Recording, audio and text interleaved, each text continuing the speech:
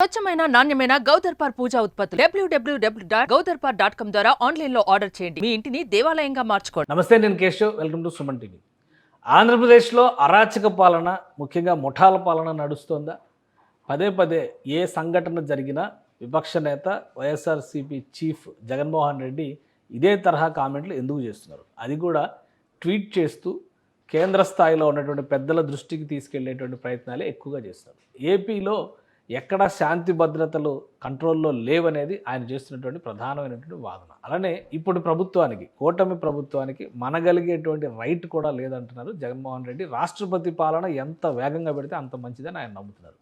ఇందులో వాస్తవం ఎంత? ఈ అంశంపైన విశ్లేషణ చూద్దాం. మనతో పాటు చందు శ్రీనివాస్ గారు ఉన్నారు, పొలిటికల్ అనలిస్ట్. చందు శ్రీనివాస్ గారు నమస్కారం. నమస్కారం అండి.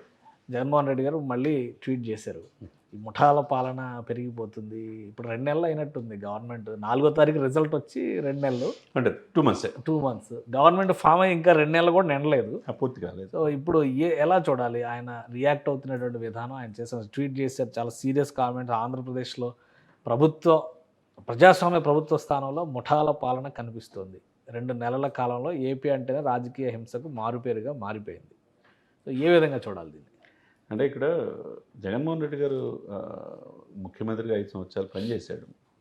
చేసినప్పుడు గత 5 సంవత్సరాల్లో ఏం జరిగింది, ఎన్ని హత్యలు జరిగినాయి, అత్యాచారాలు జరిగినాయి, దాడులు జరిగినాయి, అది కూడా గుర్తుపెట్టుకోవాలి కదా గత ప్రభుత్వంలో. అప్పుడు 5 సంవత్సరాల్లో అనేక ఇబ్బందులు పడి రాష్ట్రం వదిలిపెట్టి వేలాది మంది వెళ్ళిపోయారు, 10,000 కుటుంబాలు వెళ్ళిపోయాయి. అప్పుడు ఈ మాటలు ఎందుకు గుర్తు రాలేదు? అంటే అప్పుడు చేశారు కానీ ఇప్పుడు చేస్తున్నారు అనుకోవాలా? ఇక్కడ ఏంటంటే, ఒకటి, మీరు 2 మాసాల్లోనే ప్రజాస్వామ్యంలో ముఠాల పాలన వచ్చింది తప్పితే ప్రజల వద్దకి పాలన వెళ్ళాల్సింది ముఠాల పాలన అయిపోయిందని చెప్పారు. తర్వాత ప్రభుత్వ హత్యలుగానే భావించాలని చెప్పి అంటున్నాడు. తర్వాత ప్రభుత్వ పెద్దల ప్రోత్సాహంతో ఈ హత్యలు జరుగుతున్నాయి అన్నారు.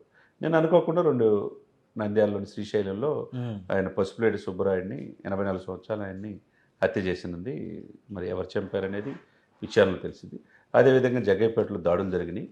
ఈ చూస్తూ ఉంటే ప్రజాస్వామ్యం లేదు, ఇక్కడ రాష్ట్రపతి పాలన పెట్టాలని చెప్పేసి ఆయన భావిస్తున్నాడు. ఎప్పుడు లేని విధంగా కేశవ్ గారు ఈ మధ్య ట్వీట్లు కావచ్చు, రెడీమేడ్గా ప్రెస్ మీట్లు కావచ్చు, ఎమ్మటెమ్మటే పెడుతున్నారు షర్మిల గారు చెప్పినట్టుగా. ఇక్కడ ఎక్కడంటే ఏపీలో ముఠాల పాలన, అసలు ముఠాల పాలనకి ఆజ్యం పోసింది ఎవరు? గత 5 సంవత్సరాల్లో ప్రతి వ్యవస్థలో ఎందుకు ఇట్లా అవినీతిమయమైపోయింది?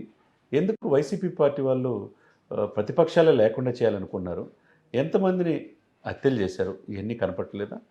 అనంతబాబు అనే ఒక ఎమ్మెల్సీ దళితుడిని డోర్ డెలివరీ చేస్తే ఆయన్ని అదే రాజమండ్రి జైలు నుంచి వందలాది మంది వైసీపీ కార్యకర్తలు భుజాల మీద ఎత్తుకొని మోయలేదా?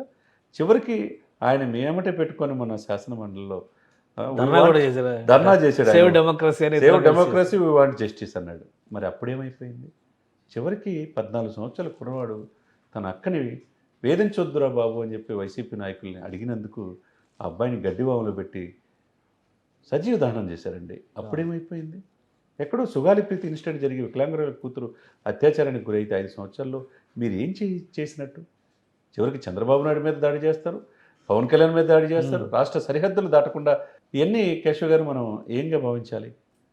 ఇప్పుడు జగన్మోహన్ రెడ్డి గారు, కేశవ్ గారు ఇవన్నీ ఒక ఎత్తు అయితే, మనం వేసిన ఓటు ఇంకా నల్ల చెరగలేదు, పూర్తిగా చెరక్క ముందే ప్రజాస్వామ్యమే అంతరించిపోయినట్టు, ప్రజాస్వామ్యమే లేనట్టు, ఆంధ్రప్రదేశ్లో ప్రజలు బతకటానికి అవకాశం లేనట్టుగా. అంటే 2 ప్రధాన అంశాలని, ప్రజలకు ఇచ్చిన హామీలని చంద్రబాబు నాయుడు నిలబెట్టుకోలేకపోవడంతో, ఎవరూ ప్రశ్నించకూడదని, రోడ్డుపైకి రాకూడదని ప్రజలను వైఎస్ఆర్సీపీ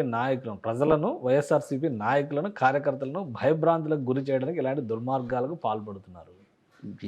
ప్రజలను కూడా వేధిస్తున్నారా? అలా ఉందా ఆంధ్రప్రదేశ్? ఇక్కడ ప్రజలు వేధిస్తే ప్రజలకి స్వచ్ఛంద సంస్థలు ఉంటాయి, మానవ హక్కుల సంఘాలు ఉన్నాయి, కోర్టులు ఉంటాయి, వాళ్ళ దగ్గరికి వెళ్తారు, పోలీసుల దగ్గర కంప్లైంట్. అసలు ఎన్ని కంప్లైంట్లు వచ్చినాయి ఈ రాష్ట్రంలో ఈ 2 మాసాల్లో? ఇప్పుడు ఇదే పవన్ కళ్యాణ్ గారిని 4 పెళ్ళిళ్ళు, హిందూ ధర్మశాస్త్రాన్ని, హిందూ సనాతన సంప్రదాయాన్ని గౌరవించట్లేదు, 4 సంవత్సరాలకు ఒకసారి బళ్ళు మార్చినట్టు మారుస్తున్నారని చెప్పారు కదా. మరి మీరేం చేస్తున్నట్టు? మీరు ఏ ఆధారాలతో ఆ రోజు చెప్పినట్టు? ఇప్పుడు ఆయన హ్యాపీగా ఫ్యామిలీతో ఉన్నాడు కదా. మరి మీకు ఎదురుగా వచ్చే వాళ్ళు ఎవరు ఉండకూడదనే నేచర్తోనే గత 5 సంవత్సరాల్లో మంత్రులు వాళ్ళు మాట్లాడిన తీరు కనపట్టలేదా? ఇప్పుడు ఎందుకు ఆ మంత్రులు కనపట్టలేదు? ఇప్పుడు ఒంటరివాడైపోయాడనే ఇది కనపడుతుందండి ఆయనలో. కొద్దిగా ఆ భావనతో, ఆ ఆలోచనతో నేను ముఖ్యమంత్రిగా చేశాను, మరి చివరికి ప్రధాన ప్రతిపక్ష హోదా కూడా లేకుండా చేశారనే బాధ స్పష్టంగా కనపడుతుంది. కానీ అంటే దానికి లీగల్ ఫైట్ చేస్తున్నారు కదా, కోర్టు చెప్తే చేయొచ్చు. కోర్టు ఏమైనా ఒకవేళ ఆర్డర్ ఇచ్చింది అనుకోండి ఆయనకి చేయొచ్చు. అనుకూలంగా, అది చేయొచ్చు కదా. దానికి చేయొచ్చు. దీనికి సంబంధం ఉందా? జరుగుతున్న ఘటనల్ని నియంత్రించడంలో ప్రభుత్వం విఫలమవుతుందా? ఎందుకు విపక్షానికి ఒక అవకాశం ఇవ్వాల్సిన పరిస్థితి వస్తుంది? ఇక్కడ ఎవరైనా, మీరైనా, నేనైనా ఈ హత్యల్ని, ఈ హత్య రాజకీయాలను మనం ప్రోత్సహించకూడదు. ఎవరు తప్పు చేస్తే ఎంత పెద్దవాళ్ళైనా, అది అధికార పార్టీ ఉన్నా, ఏ పార్టీ అయినా, ఆ నాయకులు ఎవరు దీని వెనకున్నారో, ఈ సపోజు శ్రీశైలం ఎమ్మెల్యే బుద్ధ రాజశేఖర రెడ్డి ప్రధాన నిందితుడు బుద్ధారెడ్డి శ్రీనివాసరెడ్డి అంటున్నారు. అతని ఆధారాలు ఉన్నాయనుకోండి, అతను అరెస్ట్ చేసేయండి. అతను ఇంకో తప్పు జరగకుండా ఉంటుంది. అది ప్రభుత్వంగా, హోమ్ మినిస్టర్గా, ముఖ్యమంత్రిగా, ఉప ముఖ్యమంత్రి గారు ఆ బాధ్యత తీసుకుంటారు. కానీ అది రాజకీయ ప్రేరేపిత కక్షల, వ్యక్తిగత కక్షలు అనేది చూడాలి. అది పోలీసులు విచారిస్తారు, కోర్టుకి సమర్పిస్తారు. తప్పు జరిగితే కోర్టులో శిక్ష పడుతుంది. అప్పుడు దాకా వెయిట్ చేయాల్సిందే. వెయిట్ చేయకుండా 2 నెలల్లోనే రాష్ట్రపతికి ఫిర్యాదు చేశారు, ఢిల్లీలో వెళ్ళి ధర్నా చేశారు, 36 మందిని చంపేశారని ఒక లిస్టు 36 మంది ఆధారాలు ఇవ్వలేదు. ఇవ్వలేదు, ఇంకా పేర్లు ఇవ్వాల. నేషనల్ మీడియా కూడా అడిగింది 36 పేర్లు ఇవ్వమంటే ఇవ్వాల. ఒకళ్ళిద్దరు పేర్లు చూపించారే తప్పితే, మన మాచర్లో వినుకొండలో జరిగిన ఇన్సిడెంట్ తప్పితే 36 పేర్లు ఇవ్వాల. ఎవిడెన్స్ ఎప్పుడైనా చట్టంలో ఏమవుతుందండి, కోర్టులో వాళ్ళకి ఎవిడెన్స్ కావాలి. Rule is rule, rule for all. Evidence ఉంటేనే శిక్ష పడుతుంది. కాకపోతే ఇక్కడ జగన్మోహన్ రెడ్డి గారు ఏంటంటే 2 నెలలు అయింది, మిగతా 4 సంవత్సరాలు 10 నెలలు ఉంది సార్. ఓపిక పట్టాల. 2 నెలలకు కూడా 6 రోజులు 7 రోజులు తక్కువ ఉన్నట్టు. 11వ తారీఖు ప్రమాణ స్వీకారం చేశారు కదా, రిజల్ట్ వచ్చింది, కౌంట్ కాదు. 4 తారీఖు అనుకున్నాం కానీ పూర్తి కాల. వాళ్ళేమో కలెక్టర్ రివ్యూ మీటింగ్లు అని చెప్పి కలెక్టర్లకు నిర్దేశం చేసి ఫ్రీ హ్యాండ్ ఇస్తాం, మీరు అకౌంటబుల్తో పనిచేయండి, గత 5 సంవత్సరాలు మిమ్మల్ని పని చేయలేదు అని చెప్పి అంటున్నారు. కొంతమంది కలెక్టర్లు నిజమే అంటున్నారు, పారదర్శకంగా చేస్తామంటున్నారు. వాళ్ళు కలెక్టర్ రివ్యూ మీటింగ్ పెట్టుకున్నారు. ఇక్కడేమో మీరు ప్రభుత్వం గాడిని పెట్టడానికి 2 నెలల నుంచి జీతాలు 1వ తారీఖే పెన్షన్స్ ఇస్తున్నారు, 1వ తారీఖే జీతాలు ఇస్తున్నారు. అది వైసీపీ ప్రభుత్వం జరగల, 5-10 తారీఖు దాకా జరగల. వాళ్ళు పరిపాలన, సుపరిపాలన ఇచ్చే ఇదిలో వాళ్ళు ఉన్నారు. ఈ పరిపాలన క్రమంలో వీళ్ళు ఏంటంటే ప్రజాస్వామ్యమే లేదు, ఇక్కడ ముఠాల పాలు జరుగుతుందని జగన్మోహన్ రెడ్డి గారు అంటున్నారు. జగన్మోహన్ రెడ్డి గారి ట్వీట్లో ప్రజలు ఏకీపించట్లా, హామీలు అమలు చేయలేక ఇటువంటి హత్యా రాజకీయాలకు తెరతీస్తున్నారని చెప్పి జగన్మోహన్ రెడ్డి గారు నేను ట్వీట్లు చేశారు. జగన్మోహన్ రెడ్డి గారు అంత ఇదిగా ప్రజలు తీసుకోవట్లా. ప్రజలకు కావాల్సింది ఏంది, ఇచ్చిన వాగ్దానాలు సూపర్ 6 అమలు అవుతుందా లేదా, 1వ తారీఖు పెన్షన్ వస్తుందా లేదా, లేదా 1వ తారీఖు జీతాలు ఉన్నాయా లేదా, అందరూ కూడా అన్ని రంగాలు కూడా హ్యాపీగా ఉన్నారు తప్పితే, అది జగన్మోహన్ రెడ్డి గారు ఆలోచన తప్పితే ఆ ట్వీట్కి అంత ప్రయారిటీ తీసుకోవాల్సిన అవసరం లేదనేది. దీనికి కొనసాగింపుగా ఇంకోటి ఫేక్ ప్రచారం చేస్తున్నారు జగన్మోహన్ రెడ్డి అని చంద్రబాబు నాయుడు ట్వీట్ చేశారు ఇవాళ, అలానే లోకేష్ గారు కూడా ట్వీట్ చేశారు. ఇద్దరు ఒక లింక్ పోస్ట్ చేసి పోలీసుల పైన టీడీపీ కార్యకర్తలు, టీడీపీ నాయకులు దాడి చేశారు అన్నారు. అసలు అది ఫేక్ న్యూస్ అనేది వీళ్ళు చేస్తున్నటువంటి వాదన. ఏంటి ఫేక్ కల్చర్, ఫేక్ సమస్య అనేది రాష్ట్రంలో ఉద్దేశపూరితంగా ప్రధాన ప్రతిపక్షం లేదా ఏకైక ప్రతిపక్షంగా అసెంబ్లీలో వైసీపీ ప్రచారం చేస్తుందా? కేశవ్ గారు ఒకటే, వాళ్ళు 9వ తారీఖు ప్రమాణ స్వీకారం అని చెప్పి ఆశ పెట్టుకున్నారు, హోటళ్ళు ఫ్లైట్లు బుక్ చేసుకున్నారు, ప్రమాణ స్వీకారం లేదు, హోటల్ లేవు, ప్రధాన ప్రతిపక్ష హోదా కూడా కోల్పోయారు. ఆ ఫ్రస్ట్రేషన్లో ఉన్నారు. ఆ ఉన్న క్రమంలో వాళ్ళ నాయకుడు ఎట్లయినా పార్టీని ముందుకు తీసుకెళ్తానికి ఆయన శతవిధాల ప్రయత్నం చేస్తున్నాడు. షర్మిల గారి రూపంలో తన సొంత ఇంటి నుంచే ఆయనకి క్వశ్చన్స్ ఎదురవుతాయి. ఈ సమయంలో ఆయన చెప్పే మాటల్లో ప్రజలు ఎంతవరకు తీసుకోవాలనేది చూస్తారు. ఇక్కడ ఆయన చెప్పిన మాట ఏంది, మన ఓటు మళ్ళా చెప్తున్నాం, ఈ 2 మాసాల్లో ఇంకా పూర్తిగా మనకి మరక కూడా పోలేనప్పుడు మీరు ఏదో అయిపోయినట్టు అనుకుంటే భావించడం అనేది కరెక్ట్ కాదు. ఇంకొక డౌట్ ఉంది. ఇప్పుడు ఢిల్లీ వెళ్ళి అంత ధర్నా చేసి రాష్ట్రపతికి లేఖ రాసి ఇవన్నీ జరిగిన తర్వాత ఒకవేళ వీళ్ళు చేస్తున్నటువంటి వాదనలో ఆధార సహితమైనటువంటి వాదన అయి ఉంటే రాష్ట్రపతి ఎంక్వైరీ చేయడానికి అవకాశం, నోటీసులు కూడా ఇచ్చారు ప్రభుత్వానికి, మీరేంది దీని మీద చర్యలు తీసుకోండి అని అనేవాళ్ళు కదా. మరి ప్రాపర్ ఎవిడెన్స్, డాక్యుమెంట్స్ వీళ్ళు చూపించలేదని అర్థమైంది కదా. 34 మంది చెప్పారని కదా, 34 పేర్లు చూపించలేపారు. ఇకపోతే అండి ఈ 2 నెలలు అంతా అయిపోయిందని నేను భావిస్తున్నారు కదా, మరి రాష్ట్రపతి పాలన అంటున్నారని మీరు చెప్తున్నారు. ఇదే సమయంలో మరి 5 సంవత్సరాల్లో చేసిన అరాచకాలు, హత్యలు, అత్యాచారాలు, అవినీతి ఆరోపణలు, వీటి మీద కూడా విచారణ జరగాలి కదా, ఓపిక పట్టాలి. ఇక్కడ ఏంటంటే రాజకీయాలు ఏంటంటే ప్రధాన ప్రతిపక్షం కోసం హైకోర్టులో పోరాటం. కోర్టులో పిటిషన్ వేశారు. కోర్టులో నోటీసులు అసెంబ్లీకి వచ్చింది. మేము ఎందుకు ఇవ్వలేదో వాళ్ళు చెప్తారు. కొద్దిగా వెయిట్ చేయాలి. ఇదే సమయంలో ఏదైనా చట్ట వ్యతిరేక కార్యకలాపాలు జరిగితే కనుక డెఫినెట్గా కన్సల్ట్ ప్రభుత్వ యంత్రాంగాలు ఉంటాయి.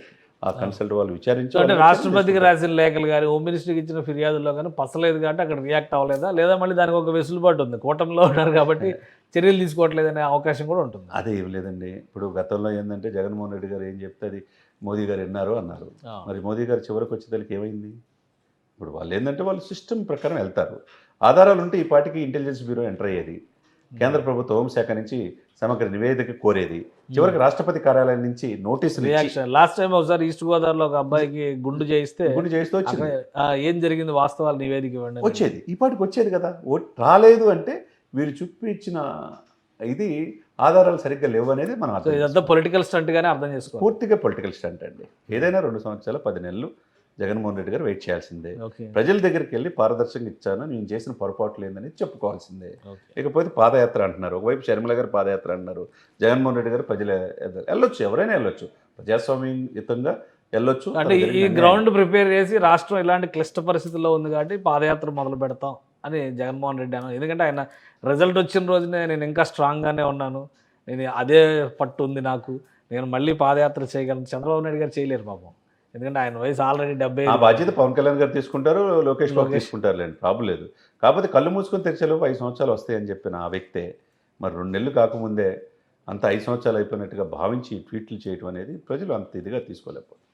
రైట్. థ్యాంక్ యూ చంద్ర శ్రీనివాస్ గారు. ఇది ఆంధ్రప్రదేశ్లో జరుగుతున్నది ఒకటి, రాజకీయ రగడగా మారుతున్నది మరొకటి అనేది చంద్ర శ్రీనివాస్ గారి విశ్లేషణ. ఈ పాటికే ఢిల్లీలో ధర్నాలు చేయడం, కేంద్రంలో ఉన్నటువంటి పెద్దల దృష్టికి తీసుకెళ్ళడం, అలానే అది రాష్ట్రపతికి లేఖ రాయడం వంటి అంశాలపైన అటు నుంచి రియాక్షన్ పెద్దగా లేదంటే ఆధార సహితమైనటువంటి ఆరోపణలు అనడానికి కూడా వీటికి ఆస్కారం లేదు.